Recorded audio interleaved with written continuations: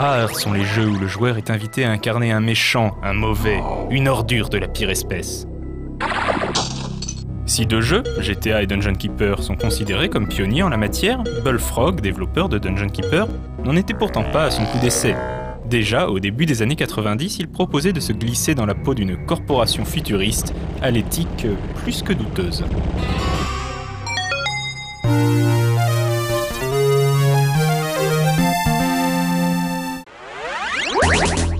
Dans un futur dystopien pas si lointain, les syndicats de tentaculaires conglomérats industriels se livrent un combat sans merci pour la domination économique mondiale. Le joueur doit créer son propre syndicat puis diriger les actions de ses commandos de cyborgs surarmés. Ceux-ci sont envoyés aux quatre coins du monde pour assassiner, kidnapper, saboter et détruire, avec bien entendu comme objectif final d'éliminer purement et simplement la concurrence. Syndicate se présente comme un jeu de stratégie en temps réel dans lequel on dirige une équipe de 4 agents. Entre chaque mission, on dépense l'argent récolté pour faire évoluer les armes et équipements de ses poulains afin de faire face à une opposition toujours plus vindicative.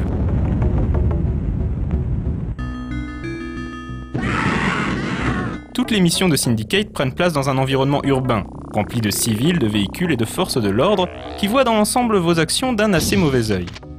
Heureusement, le joueur a à sa disposition un appareil appelé Persuadotron qui permet d'implanter une puce électronique dans la nuque d'un personnage pour en faire un esclave docile et de la chair à canon bon marché. N'est-ce pas délicieusement immoral ? Un add-on pour Syndicate vit également le jour en 1994, baptisé American Revolt. Il propose de nouvelles missions à la difficulté élevée.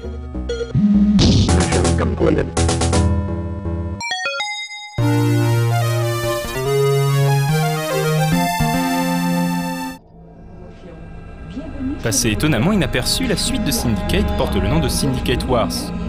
La guerre corporatiste s'est terminée avec l'émergence d'un méga syndicat baptisé Eurocorp, qui règne sur le monde grâce à ses puces corticales qui maintiennent la population dans l'illusion d'une vie idyllique. Viens, sacrifions au cataclysme. Lorsqu'un virus informatique se met à provoquer le dysfonctionnement des puces, le réveil brutal à la réalité pousse de nombreux citoyens à prendre les armes pour se révolter contre la dictature d'Eurocorp. Dans le même temps, une secte nommée l'Église de l'Ère Nouvelle gagne rapidement en influence et entend bien disputer à Eurocorp la domination du monde. Syndicate Wars utilise une version modifiée du moteur 3D de Magic Carpet, qui sera réutilisé dans Dungeon Keeper. Les niveaux sont donc tout en 3D et proposent des paysages urbains riches et complexes, certaines cartes étant tout bonnement gigantesques. On retrouve toute la richesse du gameplay de l'original ainsi qu'une multitude de petits trucs et astuces, comme la possibilité de voler une ambulance pour accéder à des endroits cachés ou de plastiquer une banque pour se remplir les poches. En effet, quasiment tout dans Syndicate Wars est destructible, des véhicules aux lampadaires en passant par les buildings eux-mêmes. Petit détail amusant, le jeu était sorti en partenariat avec l'éditeur américain Manga Entertainment. Du coup, dans le jeu, on peut voir de grands panneaux publicitaires diffusant la bande-annonce de Ghost in the Shell, le film de Hoshii Mamoru. Syndicate Wars propose 2 campagnes, du côté d'Eurocorp et du côté de l'Église de l'Ère Nouvelle, dont les objectifs et les méthodes ne valent pas mieux que ceux du syndicat.